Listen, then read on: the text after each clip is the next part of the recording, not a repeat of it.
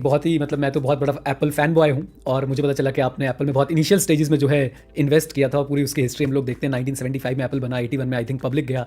और वो समय कैसा था, मतलब आपने कैसे कॉल ली कि यार स्टीव जॉब्स नाम के स्टीव जॉब्स ने कंपनी शुरू करी है, चलो इसके अंदर इन्वेस्ट करते हैं। किस ईयर में आपने इन्वेस्टिंग वहाँ पे शुरू करी थी और तब आपके माइंड में थॉट प्रोसेस क्या था कि एप्पल की तरफ आप क्यों गए?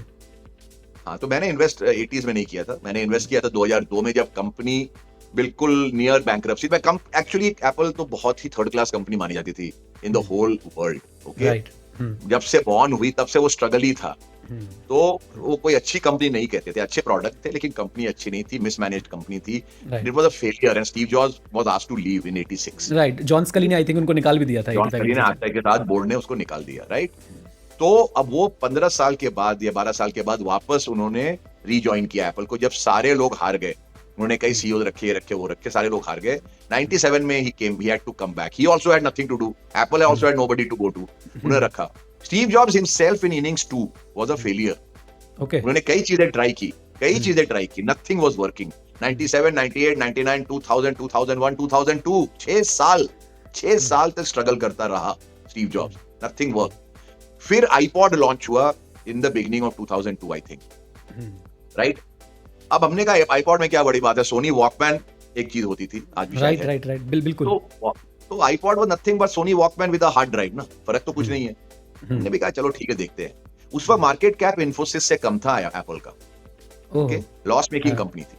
मैंने 2 क्वार्टर देखे iPod के number and numbers were shockingly good.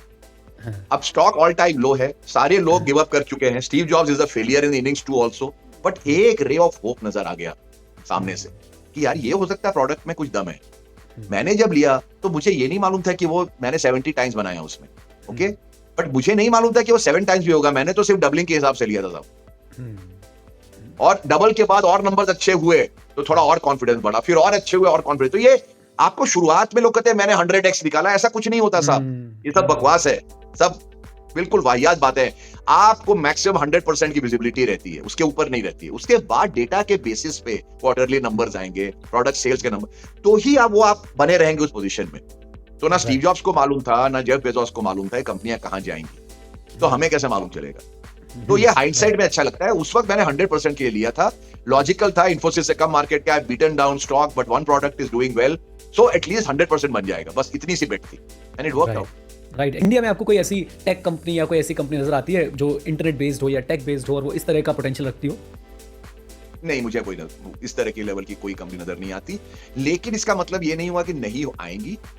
और हमारा पेशा है, हमारा काम है, हम दिन भर यही देखते हैं। लेकिन अगेन मैं रिपीट करता हूं कि मैं 5 साल 10 साल का व्यू नहीं लेता हूं स्टॉक मार्केट में, बिल्कुल 1 ईयर का व्यू लेता हूं, एंड 1 ईयर से भी कम लेता हूं। अगर नंबर्स आते रहेंगे तो हम बने रहेंगे। 2 क्वार्टर नंबर अगर फेल हो गए कंपनी की और उसके पीछे कोई ठोस कारण ना हो, तो उस पोजीशन में रहना ही नहीं है।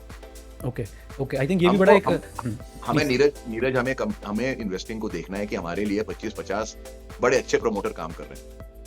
एलॉन मस्क भी काम कर रहा है, स्टीव जॉब्स भी काम कर चुका है मेरे लिए, जेफ बेजोस काम कर चुका है मेरे लिए, नारायण मूर्ति जी काम कर चुका है मेरे लिए, मुकेश अंबानी काम करते हैं, गौतम अडानी काम करते हैं।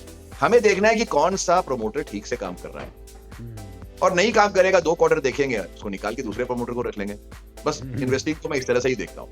क्या बात है, क्या जबरदस्त व्यू पॉइंट है। मैं भी ऐसी सोचता हूँ हमेशा कि ओनरशिप, हमने तो एक तरह से जो आपने बताया कि लोग रखें और वो लोग अच्छा काम कर रहे हैं, ठीक है, नहीं तो हम अपना सामान उठा के जो है वो दूसरी दुकान पे चले जाएंगे। कहाँ मिलेगा कि फ्री में हमारे लिए काम कर रहे हैं इतने अच्छे प्रमोटर साहब।